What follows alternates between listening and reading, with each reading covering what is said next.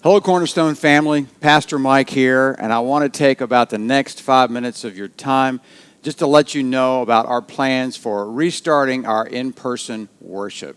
I know many of you have been asking and anticipating and wondering when we're going to do this, so I'm going to tell you the date in just a few moments, but first, there are a couple of things I want to share with you. First, I just want to thank you for your faithfulness over this time period. You know, it's said that in a crisis, you really see what a person is made of. And what you guys have shown yourself to be is faithful. You've been faithful to our Lord. You've been faithful to our mission. You've been faithful to one another. You've been faithful to tune in online. You've been faithful to reach out to your friends. You've been faithful to give.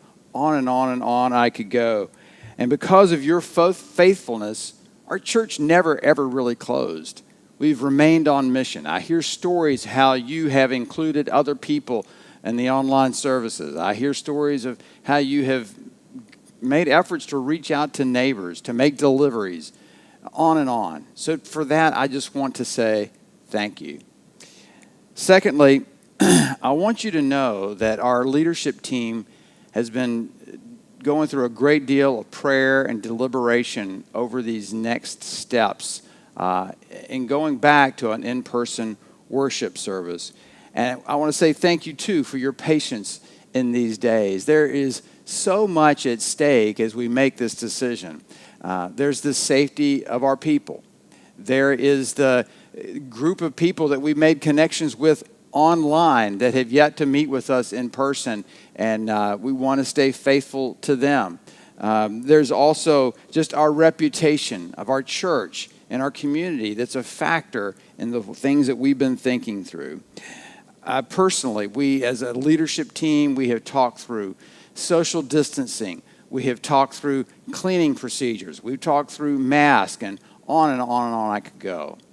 Personally, I have talked to other pastors right here in our North Star Association who have dealt more directly with the COVID virus. I know of one pastor in Alexandria that even today has 2 of his teenagers in his church that are in serious condition in the ICU. I have had heard from another pastor, and again in our area, that lost one of his major ministry leaders to death from the COVID virus. And I personally have talked to friends, 3 friends, who have personally had the virus. And I say all that to say this is a complex issue, and trying to make wise decisions takes some time and some thought and some prayer. So we wanted to do this decision in a way that would make you proud, make us proud as a church a year from now. We wanted to make a decision that would honor God, be right towards people, and prudent towards our mission. Thirdly, we realize that there's a broad spectrum of thoughts on this matter of when to restart.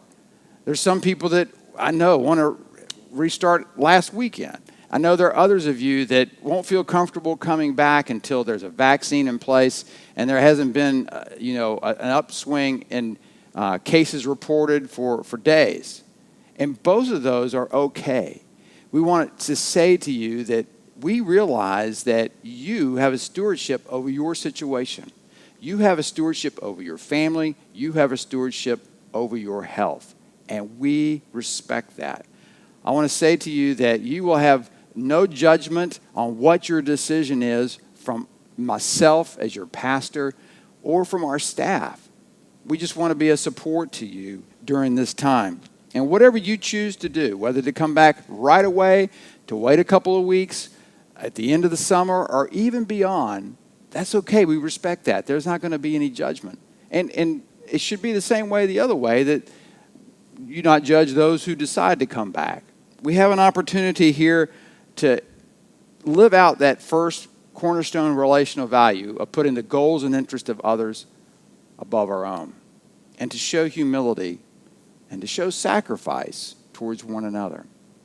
So, that being said, given the information that we have received from the CDC and from the state of Virginia, and depending upon all the things that we have considered, the materials, the procedures, the people we have to get ready, maintaining the online presence, taking all that into account, we've determined that we will restart our in-person worship on June 21st. But even with the restart, as I say that, and we're excited about doing it, things are going to look different than the last time we met here, which was March the 15th. When we come back together, in order to keep the number of people down in the center, we will start back with 2 services. We're going to set tables up here in the center, and you as a family can sit at that table, but those tables will be distanced so that you should be just fine within that 6-foot requirement. We're also going to ask to help us both allow space and control the seating in our area for you to go online and to make a reservation for your worship service. The worship services will be at 9 and 10:15, and you will have your choice between those two. I also want to say that during this time frame, we're not going to be offering our kids classes as usual. We just can't expect our children to maintain that social distance, and some of our volunteers are not quite ready to come back for that, and we want to respect that. But in the meantime, your children are welcome in our worship services, and we're going to be aware of that and try to make them a little more family-friendly as we do that. And regarding the services, we're going to shorten them just a little bit, realizing that your kids will be in here and they have shorter attention spans. They'll probably be 45 minutes in length instead of the usual typical hour. As I mentioned, we will have that shorter period of time, not only just to be sensitive to children, but to also allow some time in between our services to do cleaning of the bathrooms, the chairs, and other surfaces that come in contact with people's hands. As I mentioned, we will also have the tables set up, and at the end of the service, our plan is to dismiss the room in sections so that we won't have people congesting the choke points that exist at the doors. So we will encourage everyone to go ahead and leave and go outside where there's lots of fresh air and you can enjoy one another there. And I know that you're going to want to do that because just a little bit of interaction I've had with some of you, I mean, people are hungry for a fellowship, and so I get it. So we're going to encourage people to move outside for that. Also, per the governor's request, we're going to request the wearing of masks. We would encourage you to bring your own mask with you. If you come and you don't have one, that's okay. We will provide one. But if you're at the point now where you're just not comfortable wearing a mask, we respect that. We just encourage you to go online and experience the service there as we have been over the past few weeks. And again, as we walk through these days, it is a great, great opportunity for us to express the grace of Christ that he is so generously given to us and express that to one another and to our community.